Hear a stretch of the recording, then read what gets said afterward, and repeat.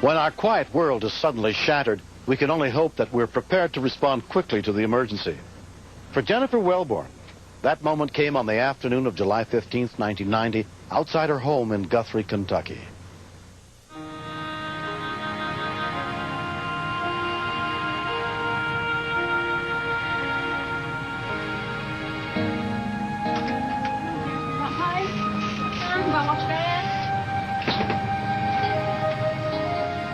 Jeff was going to work on his car, and Jessica was playing out in the yard beside him. Hi, Jesse, what are you doing? He was getting something out of the toolbox, and she was counting out the sockets. Thank you. She can't count right, so she was like saying 1, 2, 9, 8, back and forth in the numbers, and he was counting with her.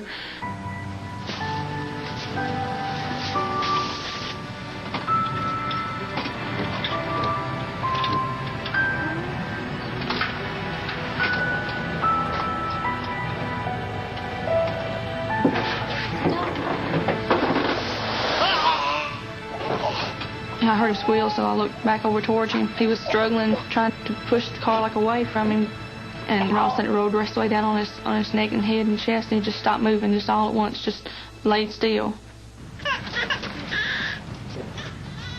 First thing I think of was just get it up off of him, so I tried picking it up on the fender well, and it wasn't budging at all. I stepped across him, looked at him. His eyes had already rolled back in his head. His face was turning blue. His lips had turned blue.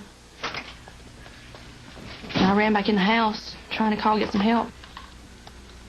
I couldn't hear anything. It wasn't ringing or anything. Jennifer could not get her phone to work. Help! Somebody help! Help! Come on. From across the street, Patricia Pearson heard Jennifer's cries.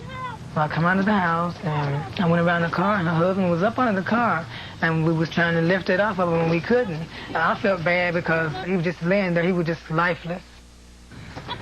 Can't get it off. Come on, move. And we tried lifting it from the side Jeff was on as hard as we could, and we couldn't move it. Help! Somebody help! Help! Come on! The car fell down. I think he's dead. Next-door neighbor Tim Pulley, a volunteer with the local rescue squad, also heard Jennifer and called the Todd County Emergency Center. I need an ambulance and the rescue squad, signal 9. 10-4. The county's volunteer rescue squad was immediately notified of the emergency. Squad members, we have a medical Emergency, flight 40. Paramedic Scott Marshall was at home when the report came across his radio. I knew that with a car on somebody like that they were going to need help quick.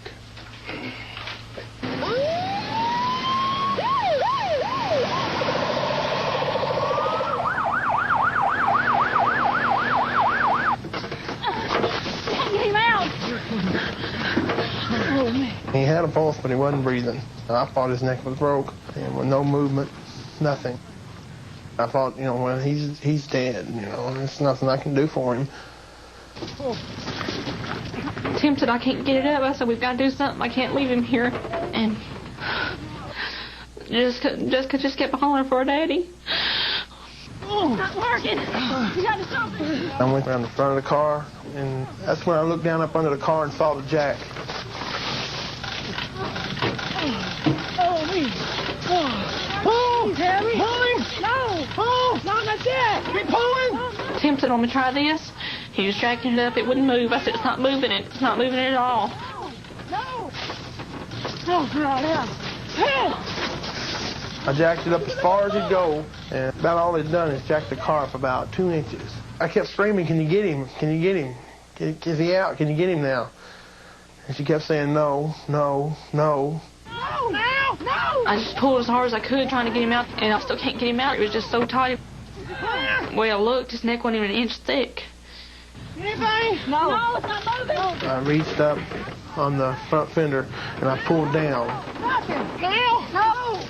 Now? What I was trying to get here was a teeter-totter effect. A little bit more. Is it clear? Yeah. After 4 minutes, they were finally able to pull Jeff free.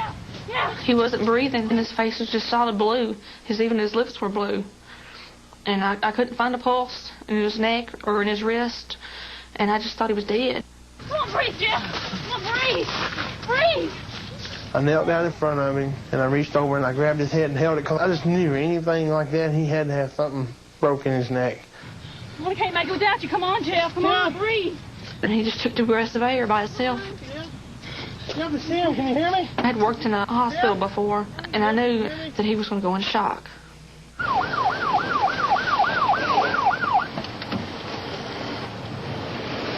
Paramedic Marshall got to the scene in less than 4 minutes. Once I got out of my vehicle and over to Jeff, I saw that he was unconscious, that he was cyanotic, and his respirations were practically zero. He was having maybe 3 or 4 respirations per minute.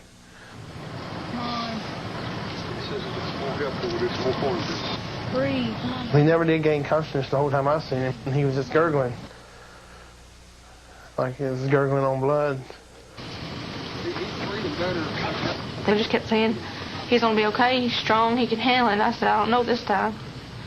You know, nothing's ever happened like that. I mean, we've been married ever since I was 15 years old. I never thought about losing him. The nearest trauma center was more than an hour away, so a life flight helicopter was called in to transport Jeff.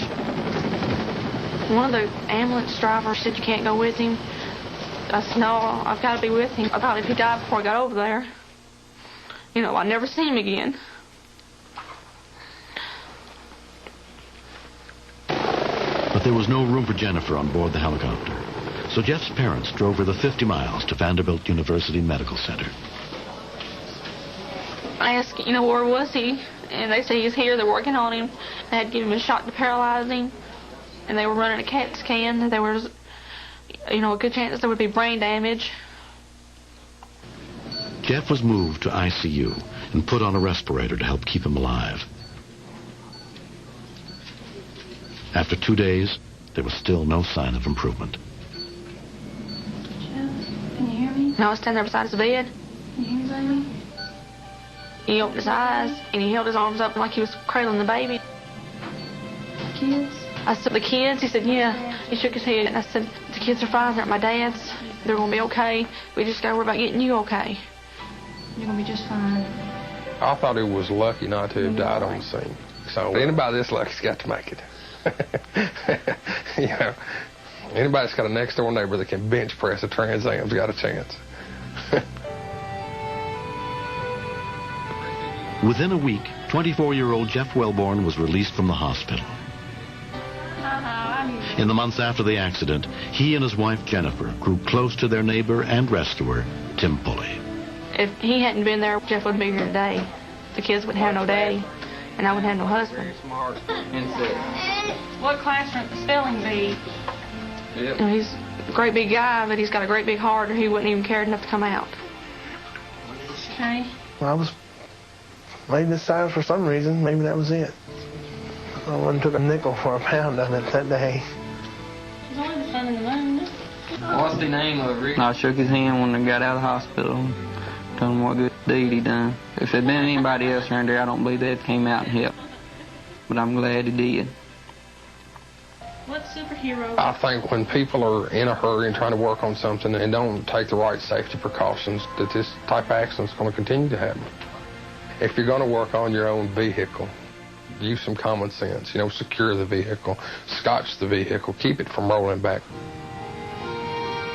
We don't take it for granted anymore that we're together. Every other anniversary, he's always worked and I've always worked. This time, we both took off and stayed together the whole day. Whatever we do it together and make the most of what we got.